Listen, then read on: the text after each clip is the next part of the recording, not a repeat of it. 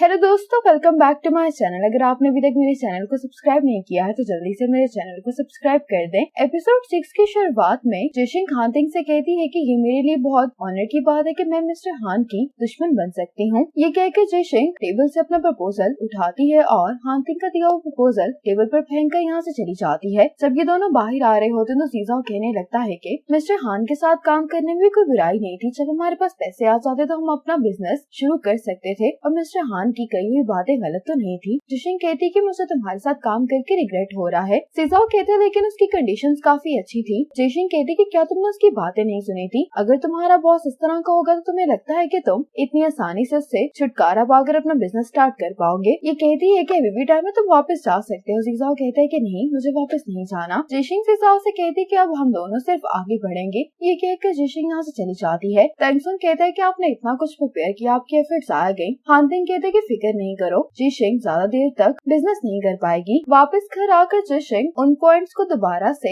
देख रही होती है जो हानतिंग ने हाईलाइट किए होते हैं। शाओ हानतिंग से कहता है कि हम दोनों एक दूसरे को इतने सालों से जानते हैं, लेकिन मैंने कभी भी किसी ऐसे पर्सन को नहीं देखा जिसने बार बार तुम्हारे प्लान को डिस्टर्ब किया हो। हानतिंग कहते हैं कि जिशिंग के पास एबिलिटी है, वो किसी भी अच्छे ग्रुप के साथ काम करके अपने टैलेंट से फायदा उठा सकती है, लेकिन बिजनेस में आपको टेक्निकल इश्यूज के अलावा और भी बहुत सारी प्रॉब्लम्स को देखना पड़ता है। शाओ कहता है कि तुम अगर उसको पसंद करते हो तो तुम्हें उसको फॉलो करना चाहिए। तुम दूसरे इन्वेस्टर्स को मौका क्यों दे रहे हो? तुम ही उसके बिजनेस में इन्वेस्टमेंट कर लो। हानतिंग कहते हैं कि मैं कभी भी अपनी इन्वेस्टमेंट फिलॉसफी को इग्नोर करके किसी लड़की को चेज नहीं कर सकता। वैसे भी उसको मेरी इन्वेस्टमेंट की जरूरत नहीं है। आज लिली मॉल आती है। एक बच्चे से टक्कर होने की वजह से इसका बैग नीचे गिर जाता है। जब ये अपनी चीजें उठा रही होती तो एक लड़का इसका कार्ड उठाने में इसकी मदद करता है। लिली इसको थैंक्स बोलकर चली जाती है। आज जिशिंग जीजाओ को बताती है कि मैंने कल रात हानतिंग के सभी कमेंट्स को अच्छे से स्टडी किया था और उनको देखते हुए मैंने एक नया बिजनेस प्लान बनाया है। सीजाओ कहते हैं कि हम लोग इतने इन्वेस्टर से मिले हैं, सबने में यही कहा है कि हम ये बिजनेस नहीं चला पाएंगे। जिशिंग कहती कि जब भी कोई बिजनेस स्टार्ट करते तो इसको इन सभी चैलेंजेस का सामना करना पड़ता है, तुम्हें बस खुद पर भरोसा करना होगा। अब जिशिंग की तीनों फ्रेंड्स से यहाँ पर मिलने के लिए आती हैं। ये जिशिंग के लिए गिफ्ट लेकर आई होती हैं। जिशिंग इन सबको यहाँ पर देखकर बहुत खुश होती है। अब ये लोग एक साथ लंच कर रहे होते हैं तो चेवी कहती है कि क्या हमें यूजिन का इंतजार नहीं करना चाहिए? जिशिंग कहती है कि वो हॉस्पिटल में मसरूफ है, इसीलिए वो नहीं आ सकेगा। अब वेची इन तीनों से पूछती है कि क्या कल तुम लोग फ्री हो? इसे कहती है कि तुम क्यों पूछ रही हो? वेची कहती है कि क्या कल तुम लोग मेरे साथ ब्लाइंड डेट पर चलोगे? शामिंग कहती है कि मुझे नहीं लगता कि हमें तुम्हारे साथ जाना चाहिए। वेची कहती है कि मुझे मॉम इस ब्लाइंड डेट पर जाने के लिए फोर्स कर रही है, वो भी अपने फ्रेंड्स को लाने वाला है। अगर तुम लोग मेरे साथ चलोगे तो मुझे अकेला महसूस नहीं होगा।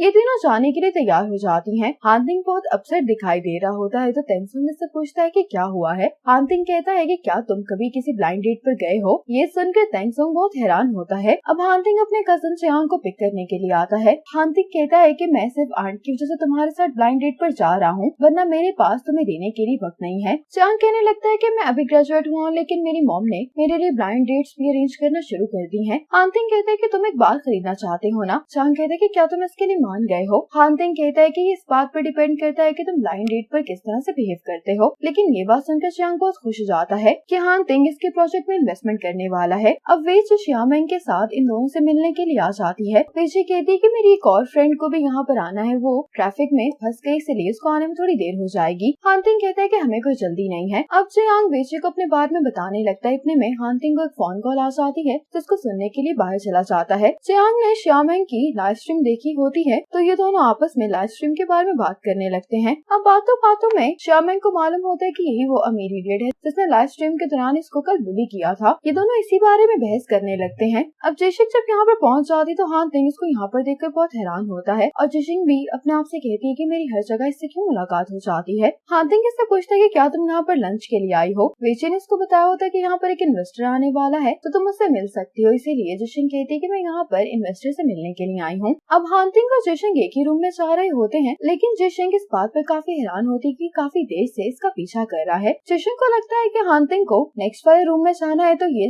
हानतिंग से कहती है कि पहले तुम चले जाओ। हानतिंग जब इस रूम में चला जाता है तो जिशिंग ये देखकर बहुत हैरान होती है कि इसकी फ्रेंड्स भी इसी रूम में हैं। अब जिशिंग अपने दोस्तों के साथ आकर बैठ जाती है। हानतिंग जिशिंग को देखकर कहता है कि मैंने तो सुना है कि मिस जिशिंग यहाँ पर इन्वेस्टर से मिलने के लिए आई हैं। जिशिंग हानतिंग से कहती कि तुम भी तो इन्वेस्टर हो, तो तुम इसकी कंपनी में इन्वेस्टमेंट के बारे में क्यों नहीं सोचते? जिशिंग बात बदलने के लिए कहती है कि तुम लोग काफी देर से इंतजार कर रहे थे तो पहले खाना खा लेना चाहिए। हानतिंग समझ आता है लेकिन जानबूझकर इसके उसके दोस्तों से कहता है कि मुझे लगता है कि जिशिंग को इन्वेस्टमेंट मिल गई है। तो उसकी फ्रेंड्स कहती हैं कि नहीं, कोई भी इन्वेस्टर इसकी कंपनी में इन्वेस्ट करने के लिए भी तैयार नहीं है। यह हानतिंग को जिशिंग के सभी इन्वेस्टर्स के बारे में बताने लगती है और जिशिंग श्यामेंग की बातें सुनकर बहुत एम्बेरस हो जाती है और इसको खांसी का बहाना करके चुप करने के लिए कहती है। हानतिंग को यह सब देखकर बहुत मजा आ रहा होता है। श्यामेंग हानतिंग से कहती है कि तुम दोनों एक दूसरे को वीचैट पर ऐड क्यों नहीं कर लेते। जिशिंग तो इनकार कर देते, लेकिन हानतिंग कहता है कि मुझे कोई मसला नहीं है, लेकिन सबके कहने पर जिशिंग को स्कैन करना पड़ता है। जिशिंग हानतिंग को थैंक्स का मैसेज करती है। हानतिंग कहता है कि मेरी ऑफर अभी भी वैलिड है। खाना खाने के बाद जब ये तीनों जा रही होती हैं तो हानतिंग इनसे कहता है कि मैं तुम लोगों को ड्रॉप कर देता हूँ, लेकिन जिशिंग इसकी ऑफर रिजेक्ट करके इन दोनों को अपने साथ लेकर चली जाती है। वापस जाते हुए चियांग हानतिंग से पूछता है कि क्या तुम्हारे दिल में जिशिंग के लिए फीलिंग्स हैं। हानतिंग कहते हैं कि क्या तुम नहीं चाहते कि मैं तुम्हारे बाहर में इन्वेस्टमेंट करूं। चियांग सुनकर कहता है कि हाँ, मैं चाहता हूँ। वापस घर आकर जिशिंग इन दोनों को बता देती है कि एक्चुअल में हानतिंग कौन है। वेचे कहती है कि वो तो बहुत अच्छे से प्रिटेंड कर रहा था, मुझे तो मालूम ही नहीं हुआ कि दोनों एक दूसरे को पहले से जानते हैं। जिशिंग अब श्यामेंग पर गुस्सा करने लगती है कि मैं तुम्हारी वजह से आज उसके सामने बहुत एम्बेरस हुई हूँ। श्यामेंग वेचे से पूछने लगती है कि तुम्हें चियांग तो पसंद नहीं आया, लेकिन तुम्हें किस तरह का लड़का पसंद है। वेचे